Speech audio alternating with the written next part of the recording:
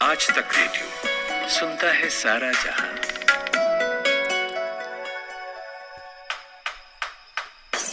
नायक और खलनायक, विद्वान और महारथी, कला के ऐसे सितारे जो अब भी आसमान में चमकते हैं, और ऐसी हस्तियां जो इतिहास में अमर है। उजले व्यक्तित्व के धनी भी और स्याह पहलुओं के लोग भी। ये वो लोग जो मशहूर हैं। ये हैं नामी गिरामी। आज के बाद कोई मांदर नहीं बजाएगा, न कोई ढोल नगाड़ा बजाएगा, न कोई नाचेगा न गाएगा। कोई भी आदमजन दाढ़ी नहीं कटवाएगा और न बाल कटवाएगा, और कोई भी जनीमन साज श्रृंगार नहीं करेगी, न बाल में कंघी करेगी, क्योंकि आज से हमारा उलगुलान शुरू होता है।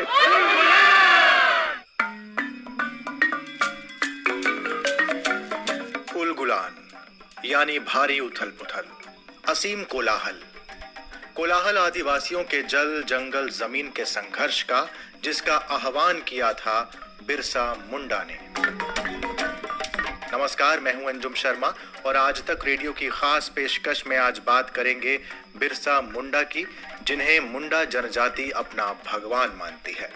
आयो, अब मैं तेरा बेटा नहीं, धरती आबा हूं, बिरसा भगवान। भारत के अलग अलग भागों में आदिवासियों ने 19वीं सदी में कई लड़ाइयां लड़ी। वो एक साथ आए, जुझारू संघर्ष किया, शौर्य और बलिदान का परिचय दिया। इन्हें दबाने के लिए अंग्रेजों ने क्रूरता की सारी हदें लांघ दी और जितना हो सके उतना अत्याचार किए। लेकिन 1895 में बिरसा नाम के एक आदमी ने छोटा नागपुर के जंगलों और गांवों में इसके खिलाफ आवाज उठानी शुरू की। बिरसा मुंडा बहुत से लोगों के लिए बहुत कुछ बनते जा रहे थे। लोग कहते थे कि उनके पास चमत्कारी शक्तियां हैं, वो सारी बीमारियां दूर कर सकते थे और अनाज की छोटी सी ढेरी को कई गुना बढ़ा सकते थे। ये सब तब होता है जब आदमी का कद आदमी से बहुत बड़ा हो जाए। बिरसा ने खुद ऐलान किया था कि उन्हें भगवान ने लोगों को दीकुओं की गुलामी से आजाद कराने के लिए भेजा है। दीकू यानी गैर जनजातीय बाहरी लोग।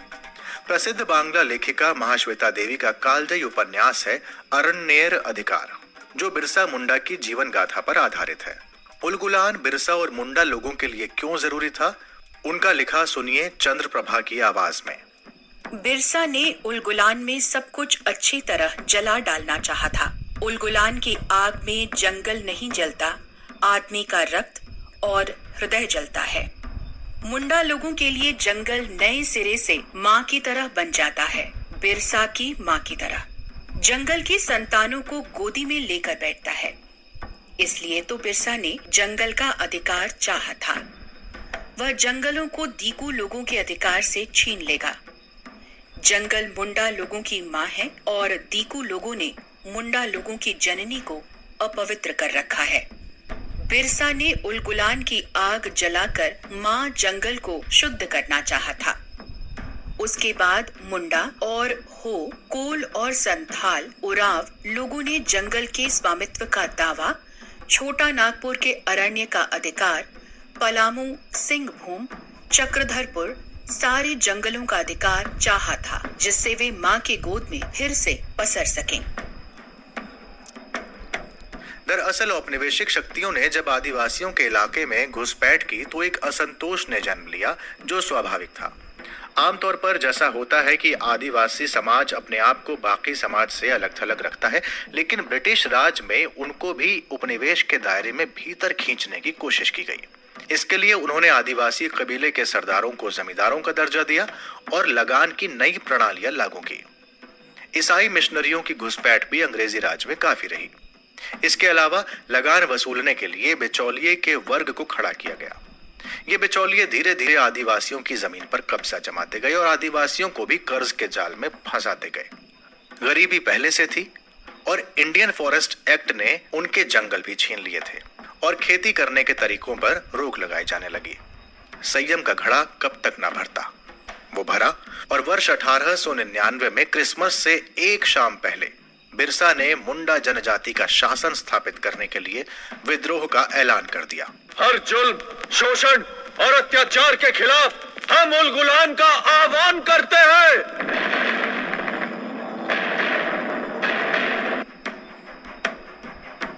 क्या ये विद्रोह केवल अंग्रेजों के विरुद्ध था? आदिवासी लेखक विचारक डॉक्टर सुनील कुमार सुमन कहते हैं नहीं, उलगुलान को आज के संदर्भ में भी समझना चाहिए।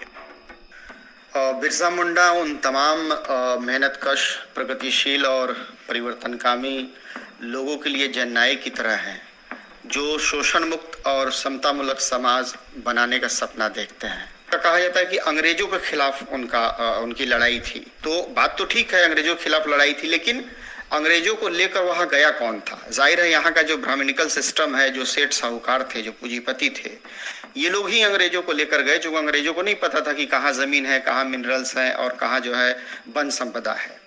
अगर अंग्रेजों से ही केवल लड़ाई होती और आदिवासियों के दुश्मन वो होते तो आज अंग्रेज नहीं है, लेकिन आज भी आदिवासी उतने ही शोषित, पीड़ित है, उतने ही प्रताड़ित हैं और उन अपने इलाकों से उजाड़े जा रहे हैं। तो बिरसा मुंडा की भूमिका आज के संदर्भ में इसलिए और ज्यादा बढ़ जाती है क्योंकि आज भी एक उसी तरह के उलगुलान की जरूरत है, यानी आदिवासियों की अस्मिता पे, उनकी संस्कृति पे लगातार हमले हो रहे हैं, उन्हें उजाड़ने की कोशिश की जा रही है। इसलिए बिरसा मुंडा हमें आज भी उतने जरूरी लगते हैं। ये थे आदिवासी लेखक विचारक डॉक्टर सुनील कुमार सुमन। जब बिरसा ने घोषणा की कि दीकू यानी गैर आदिवासियों से अब हमारी लड़ाई होगी और उनके खून से जमीन इस तरह लाल होगी जैसे लाल झंडा, तो साथ में ये भी हिदायत दी थी कि गरीब गैर आदिवासियों पर हाथ न उठाया जाए। हजारों मुंडा तीर, तलवार, कुल्हाड़ी और अन्य हथियारों सहित बिरसा के साथ लड़े। बिरसा का संग्राम आदिवासी अस्मिता, स्वायत्तता और संस्कृति को बचाने का संग्राम था। बिरसा को गिरफ्तार कर लिया गया और साल 1900 में 9 जून के दिन उनकी मृत्यु हो गई। बिरसा 3 दशक भी पूरे नहीं जिए, लेकिन इस तरह जिए कि भगवान का दर्जा उनको हासिल हो गया। वो धरती आबा यानी धरती पिता हो गए थे। उपन्यास अरण्येर अधिकार में महाश्वेता देवी लिखती हैं, अगर उसे उसकी धरती पर 2 वक्त 2 थाली घाटों, बरस पे 4 मोटे कपड़े, जाड़े में पुआल भरे थैले का आराम, महाजन के हाथों छुटकारा, रोशनी करने के लिए महुआ का तेल, घाटों खाने के लिए काला नमक, जंगल की जड़ें और शहद, जंगल के हिरन और खरगोश, चिड़ियों आदि का मांस, ये सब मिल जाते तो बिरसा मुंडा शायद भगवान न बनता।